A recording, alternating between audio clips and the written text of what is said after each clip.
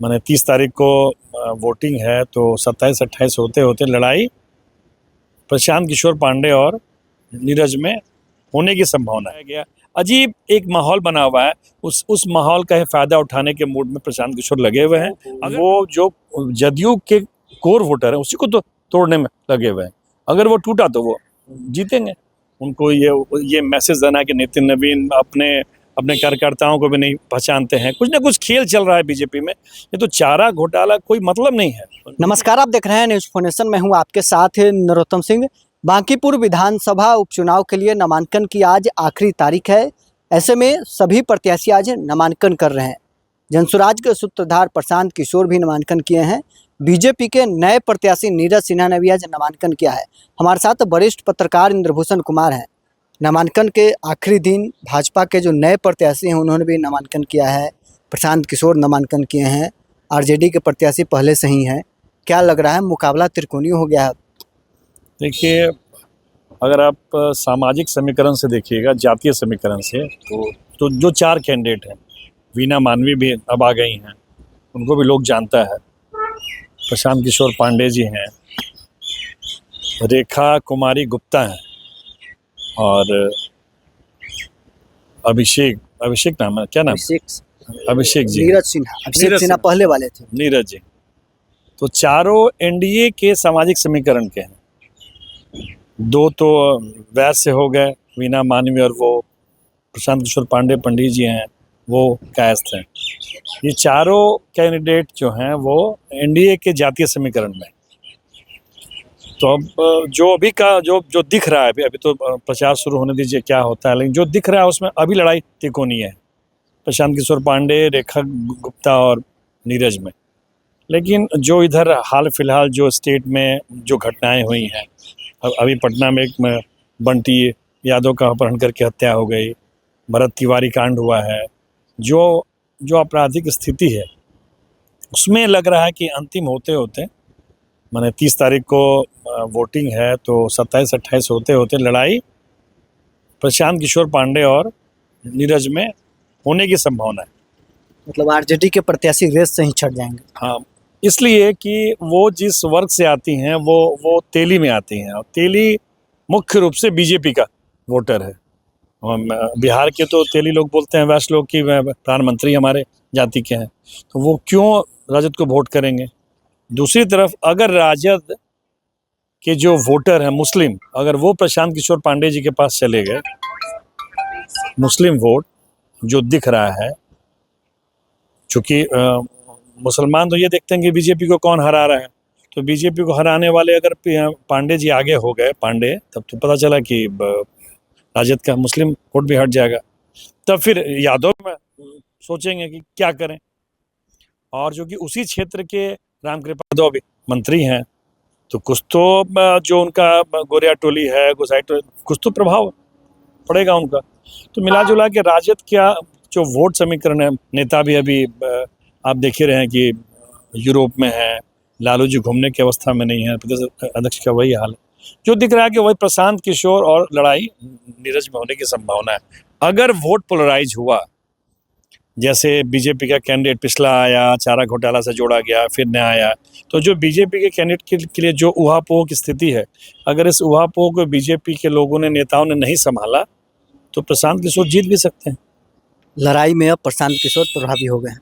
इसलिए प्रभावी हो गए हैं कि प्रशांत किशोर जो अभी स्टेट का समीकरण है उसके हिसाब से उन्होंने नामांकन किया, और देख रहे हैं कि वो मंदिर वो भी घूम रहे हैं। वो ये बताने में लगे हुए हैं कि मैं राजद की तरह अछूत नहीं हूँ, मैं आप ही के बीच का आदमी। टीका मिटाने वाले प्रशांत किशोर अब मंदिर घूम रहे हैं। स्पष्ट मैसेज है कि बीजेपी वर्कर भी अब पीके के साथ आ जाएं, उनका यही हाँ, देखिए, भरत तिवारी कांड के बाद कुछ तो एडवांस है बीजेपी के वोटरों में। कुछ लोग बोल रहे हैं कि भरत तिवारी को पुलिस ने जानबूझ के मारा, उस पर कोई कार्रवाई नहीं हुई। कुछ लोग बोल रहे हैं कि भरत तिवारी गलत था। तो कुछ तो ऊहापोह है ही ना। अगर ऊहापोह नहीं होता तो भरत तिवारी के घर पे 25,000-30,000 लोग जो पहुंच रहे थे, क्यों पहुंच रहे थे? बीजेपी के लोग भी पहुंच रहे थे। बीजेपी के कई लोगों ने उनके पक्ष में बयान दिया, मिथिलेश तिवारी जी से लेके VS सिन्हा जी, कई लोगों ने। तो कहीं तक कहीं कुछ देखिए जो एक तरफा बीजेपी का देख सबसे सेफ सीट है, जिस तरह नई दिल्ली संसदीय क्षेत्र भाजपा के लिए सबसे सेफ सीट है, वैसे बिहार में बांकीपुर सबसे सेफ सीट है। लेकिन जो भी स्थिति है, जो भी राज्य का समीकरण है, जो वो बना हुआ, फिर कैंडिडेट अचानक अभिषेक आया, फिर उनको हटाया गया, अजीब एक माहौल बना हुआ है। उस माहौल का फ़ायदा उठाने के मूड में प्रशांत किशोर लगे हुए हैं।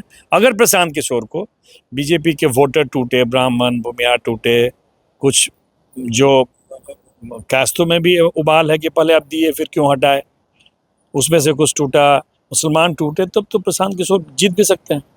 लेकिन फासला जो है पिछले बार 2025 विधानसभा चुनाव के 51,000 वोट का फासला है और जो जनसुराज के प्रत्याशी थे उनके महज 7,000 लगभग वोट आया था।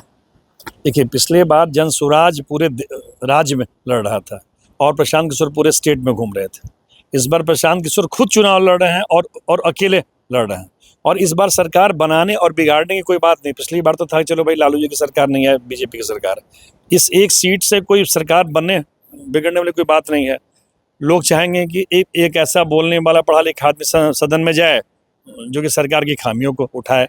बाहर भी अगर कोई सरकार पे बोलता है, चाहे मुख्यमंत्री हो या कोई भी हो, बड़े लोग हों, पहले भी वो मुख्यमंत्री पर, अशोक चौधरी जी पे, मंगल पांडे पे, दिलीप जैसवाल सवाल उठा चुके हैं। तो एक वर्ग है जो एलीट वर्ग है, जो ये जो चाहता है कि स्टेट में पढ़ा लिखा आदमी का प्रतिनिधित्व करने वाला प्रशांत किशोर भी सदन में जाए ताकि सरकार के गलत काम पर अंकुश लगा रहे। सम्राट चौधरी के निशाने पर लेकर सम्राट ये क्या बीजेपी और जेडीयू के वर्करों में मैसेज दे रहे हैं कि नीतीश कुमार से खराब मुख्यमंत्री बिहार को मिल गया है। देखिए प्रशांत किशोर का टारगेट ही जदयू है। प्रशांत किशोर तो बार बार यही कर रहे हैं कि नीतीश कुमार जी को ख़त्म किया जा रहा है, हटाया जा रहा है। वो जो जदयू के कोर वोटर है उसी को तो तोड़ने में लगे हुए हैं। अगर वो टूटा तो वो जीतेंगे। पीछे हम लोग चलते हैं। अभिषेक सिन्हा को पहले बीजेपी टिकट देती है, नॉमिनेशन कर लेते हैं, एनडीए की एकजुटता दिखती है, फिर नाम वापसी का ऐलान क्यों किया? देखिए कहा जा रहा है कि चारा घोटाला, लेकिन आप एक चीज़ बताइए, नीतीश मिश्रा भी तो चारा घोटाला के आरोपी जगन्नाथ मिश्रा के पुत्र हैं। ऐसा कुछ नहीं, मुझे नहीं लग रहा। कुछ मामला देखिए बीजेपी में अभी अंदरूनी राजनीति भी ऐसी चल रही है, कई गुट बना हुआ है। हाँ, मुझे लग रहा है कि उस गुट की ये लड़ाई है। नितिन नवीन को कहीं ना कहीं से डैमेज करना है, उनको ये मैसेज देना है कि नितिन नवीन अपने कार्यकर्ताओं को भी नहीं पहचानते हैं। कुछ ना कुछ खेल चल रहा है बीजेपी में। ये तो चारा घोटाला कोई मतलब नहीं है। नीतीश मिश्रा भी मंत्री हैं, चारा घोटाले के आरोपी रहे हैं उनके पिता। तो ऐसा तो मुझे नहीं लग रहा है कि चारा घोटाला ही एक इशू है, लेकिन कुछ तो बात है। अगर नहीं होता तो नामांकन करवाने के बाद आनन फानन में हटाने का क्या मतलब? तो चलिए, वरिष्ठ पत्रकार इंद्रभूषण कुमार हमारे साथ बातचीत कर रहे थे। बांकीपुर विधानसभा उपचुनाव में क्या होने वाला है, प्रत्येक पहलू पर हम लोगों ने इस वीडियो में चर्चा की है। बहरहाल इस क्रम में इतना ही। अब बने रहे न्यूज़ 4 नेशन के साथ।